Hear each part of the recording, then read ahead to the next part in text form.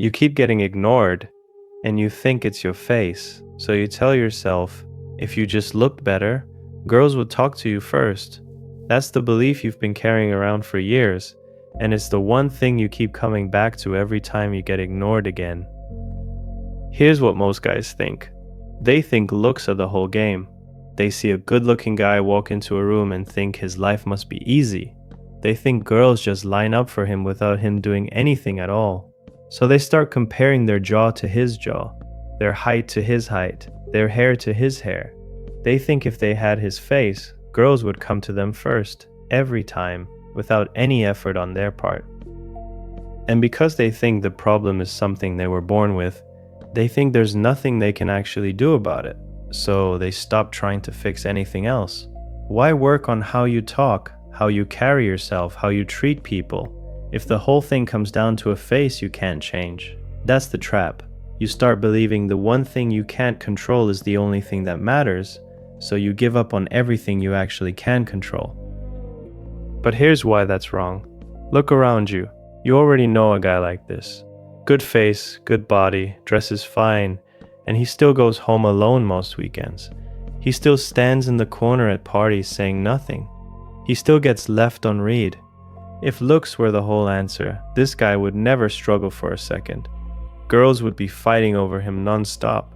But that's not what happens. He gets attention for a few seconds, maybe a look, maybe a first message back, and then it just dies. Nothing carries it forward. So looks clearly aren't the full story, because if they were, this exact problem you have wouldn't exist for good-looking guys too. Something else is deciding who gets picked and who gets ignored, and it's not sitting on your face. It's something you're doing, or not doing, right after the looking part is already over. Here's the real reason. Girls aren't just reacting to your face. They're reacting to your whole presence in the first few seconds of seeing you move. Are you standing up straight or curling in like you're trying to disappear? Are you talking slow and sure or rushing your words out because you're scared of the silence? Are you looking people in the eye or staring at your phone so nobody has to look at you first? A good-looking guy who acts small still reads as small. His face doesn't cancel that out because girls aren't scanning your bone structure like a photo. They're reading your body, your voice, your timing, whether you seem okay being looked at.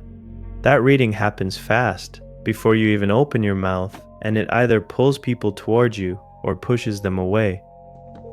Think about two guys at the same party. One has the better face, no question. He walks in, looks around like he's checking if anyone noticed him, then goes and stands by the wall with his phone out. He waits for someone to talk to him first.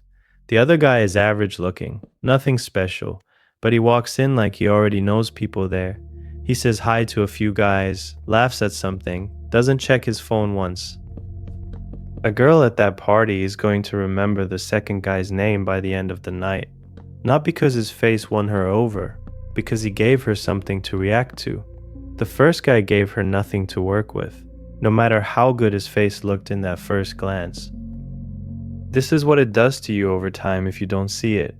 You keep blaming your face, so you never fix your energy. You get a little attention here and there, a look, a match, a quick reply, and then it dies every time, and you don't know why. So you tell yourself looks are everything, and you feel stuck with a problem you think has no solution.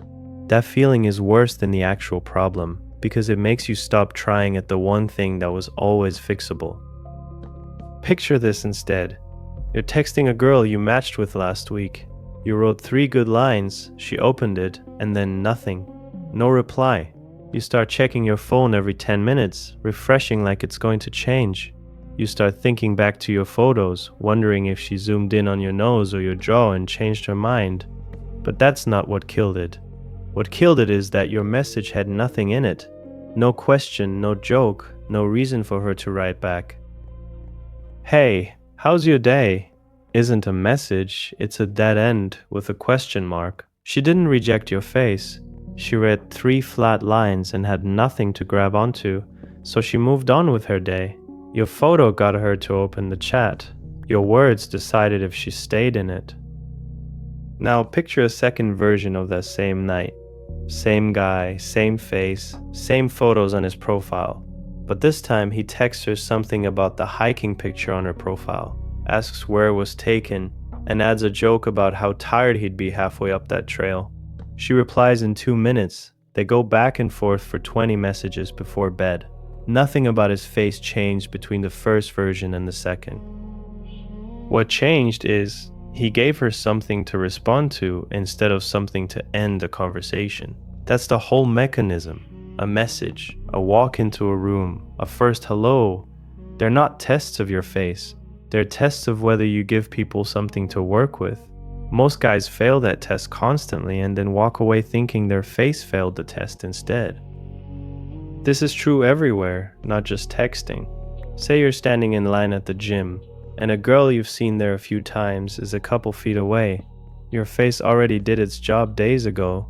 She's noticed you, she knows what you look like. The only thing left is what you do in the next 10 seconds.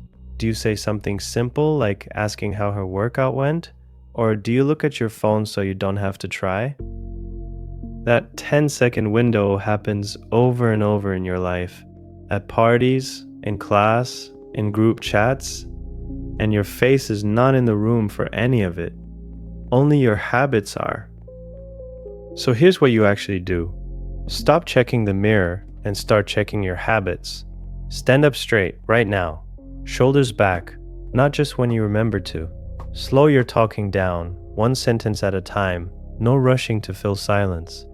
Look people in the eye when you talk to them, even if it feels strange at first. Put your phone away in rooms with other people in them. Text like you mean it, with something in the message worth replying to, not just a greeting. None of this needs a new face. It needs you to practice it on purpose, every day, until it's just how you move.